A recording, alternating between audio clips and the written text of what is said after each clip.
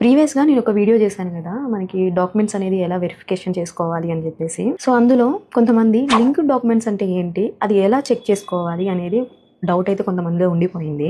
So, ఈ video end వరకు చూడండి. మీకు ఫుల్ క్లారిటీ వస్తది. ఈ లింక్డ్ డాక్యుమెంట్స్ అంటే ఏంటంటే, ఇప్పుడు ఒక ఓనర్ ఉన్నారు. ఆ ఓనర్ ఇంకొక ఓనర్‌కి సేల్ చేస్తున్నారు. ప్రాపర్టీ అనేది అమ్ముతున్నారు. సో, అతను అమ్మేటప్పుడు రిజిస్ట్రేషన్ అయ్యాక ఓనర్‌షిప్ అనేది ఈ పర్సన్ నుంచి ఈ పర్సన్‌కి ట్రాన్స్ఫర్ అయింది అని చెప్పేసి ఒక డాక్యుమెంటేషన్ అనేది క్రియేట్ అవుతుంది. ఇలా 30 ఇయర్స్ డాక్యుమెంటేషన్ అనేది మన దగ్గర ఉండాలి. ఎగ్జాంపుల్ ఇది 2006 అనుకోండి.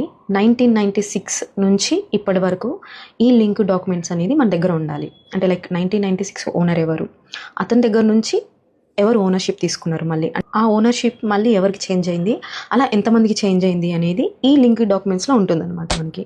ఇది క్లియర్గా లేకపోతే ఏంటంటే, ఇఫ్ మీరు ల్యాండ్ తీసుకున్నాక ఫ్యూచర్లో ఏదైనా కన్స్ట్రక్షన్ చేసుకోవాలి, లోన్ అనేది తీసుకోవాలి అనుకున్నప్పుడు ప్రాబ్లం అవుతుంది. ఇప్పుడున్న సెల్లర్స్ ఏంటంటే 10 ఇయర్స్ అండ్ 15 ఇయర్స్ ఇలా కూడా ఇస్తున్నారు.